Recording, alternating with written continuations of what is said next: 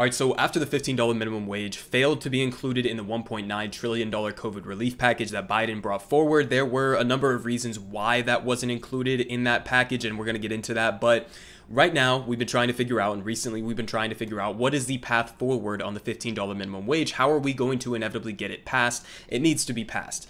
And right now, we have some conservatives, along with some of the 8 Democrats who voted against Bernie's amendment to add the $15 minimum wage to the COVID-19 package, coming out and saying that they want to introduce a new version of an increase to the minimum wage, but it's severely tampered down from the $15 number. And we're going to read into some of the details here and then talk about why this is so ridiculous. So Romney and Sinema pushing bipartisan minimum wage bill among the group of 20 is what they're calling themselves. So here's the top line.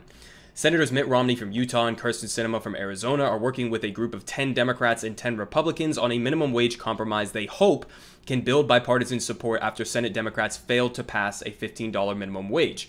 5 senators in the group, including Romney, confirmed the existence of the proposal to Forbes, though all were tight-lipped about some of the specific details. Quote, "Yeah, I'm not really going to share them with you," Senator Lisa Murkowski from Alaska told Forbes when asked if she knows the specifics, echoing similar responses from Angus King, Shelley Moore Capito from West Virginia, and Susan Collins from Maine.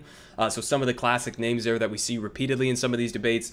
Huffington Post first reported the effort with Senator Joe Manchin, a member of the group, telling the outlet, "I think it's $11.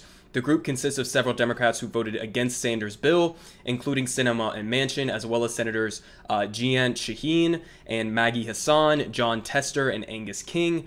The group's support would likely be critical for any minimum wage proposal to pass, given that 10 Republican votes are needed to overcome a Senate filibuster, though progressives like Sanders may put up an opposition." So first off, this is kind of a false premise here that we need 10 Republicans in order to pass a $15 minimum wage. And so in order to understand why that's a false premise, we got to do sort of a little recap of how the $15 minimum wage failed to pass this first time around. So let's remember. Joe Biden, the initial thing that happened that was a blockade to the $15 minimum wage being included in the COVID relief package was Joe Biden and Kamala Harris decided to listen to the Senate parliamentarians' advice. And that is a completely advisory position. We talked about this.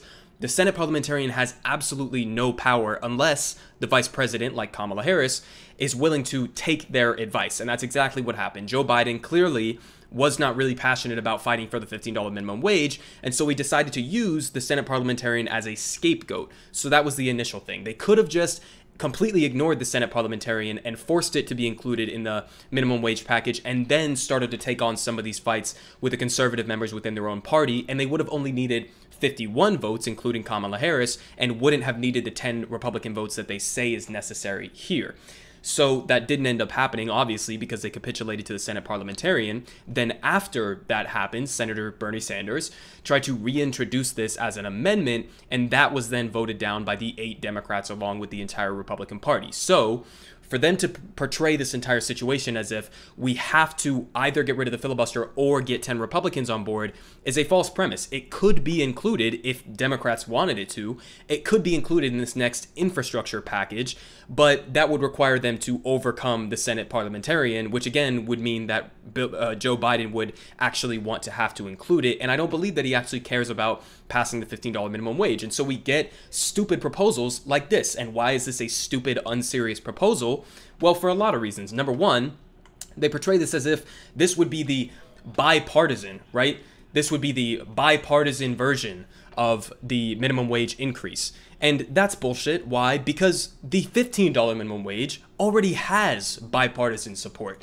61% of likely voters support Democrats' gradual minimum wage hike. Another one, 2/3 of Americans favor raising the federal minimum wage to $15 an hour. This is an overwhelming majority that supports this policy. So for them to say, oh, this would be the $11 minimum wage would be a bipartisan bill, well, we already have bipartisan support for the $15 minimum wage by 2025. Okay, so that's already tampered down significantly. It's barely enough as it is. But the $15 minimum wage already has bipartisan, overwhelming majority support among the American people. The problem is our elected officials, our politicians, don't represent the American people. They represent their donors. And so DC's definition of bipartisanship is significantly different than actual on-the-ground bipartisanship. So no American actually gives a shit if a bill is bipartisan or not. What they care about is what are the material effects of that bill. Nobody gives a shit if Republicans and Democrats are working together to pass the $15 minimum wage or $11 minimum wage. They just want it to pass. And so that's what Democrats should have the mindset of, not working alongside Republicans to tamper down something that's already extremely popular. And remember, the $15 minimum wage was the most popular part of the COVID bill until they took it out. It was the most popular part. So for them to then turn around and act as if like, oh, we need to water that bill down in order to pass it, well, what you're really just admitting is that you guys don't represent the American people and you're just watering it down for your donors. So that much is clear. Another reason why this is stupid is, as we know, the $15 minimum wage is already a compromise, okay? If the minimum wage had kept pace with productivity since 1968, it would be upwards of $24 an hour right now. $24. We just saw a recent article that said if the minimum wage had kept pace with Wall Street executive salaries, then it would be upwards of $40 an hour. So we see the inequalities within our economy, and we see how the current minimum wage is a starvation wage, and we see how if it had kept pace with productivity, it would be upwards of $24 an hour.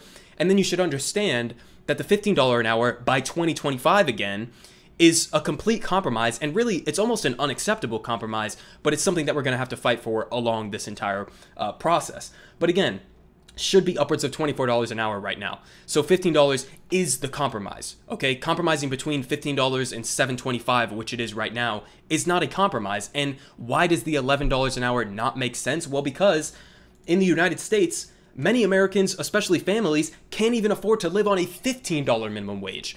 So if the $15 minimum wage isn't a living wage, what exactly are you doing by raising the minimum wage from $7.25 to $11 an hour?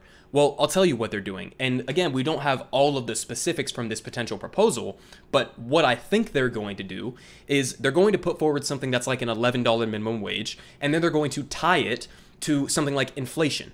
And if they tie it to inflation after setting it at $11 an hour, then what they have effectively done is made permanent starvation wages. They are choosing to set a target number that is not a living wage and then tying it to inflation so that we can't ever readdress the issue and we will be forever stuck with a starvation wage as our minimum wage. So that's the plan here. Okay, this is exactly what they're trying to do. They're trying to not address the actual root cause, which is that we don't have living wages as the default in this country.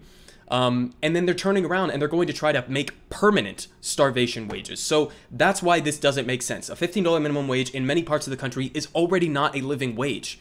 Okay, so this is the bare minimum. This is the compromise. And again, it's super important to remember. This is $15 minimum wage, not by tomorrow, not by next year, not by the year after that, but by 2025. By 2025, a $15 minimum wage, tracking for inflation, is not even going to be close to a living wage.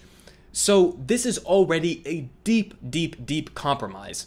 So for them to come out and act as if we need more compromise on this issue is absolutely absurd, it's absolutely ridiculous, and it's absolutely unacceptable. So remember, here are the strategies that Democrats can use to get the $15 minimum wage. First, it might have to start with progressives in Congress. The Squad, all of these other progressives, supposed progressives in Congress, or it could be somebody like Bernie Sanders in the Senate, need to get a block together and say we will not vote for any piece of legislation, including this next infrastructure package, if X, Y, and Z is not included, and among that could be the $15 minimum wage. So the mainstream media is going to talk about the Senate parliamentarian and hype up the importance of that again, even though that's bullshit. So don't listen to that, and understand that all it would take is some members of the Squad, some members of the Progressive Caucus in the House or in the Senate to get a block of votes together and say, we're not going to vote for any package unless you include this. This is the exact same strategy that Joe Manchin has been using, that all of these other corporate Democrats are using to get things like the SALT tax included in this next infrastructure package. So that's how we can get the $15 minimum wage. These types of proposals are laughably insulting and stupid, and they shouldn't be accepted by anyone.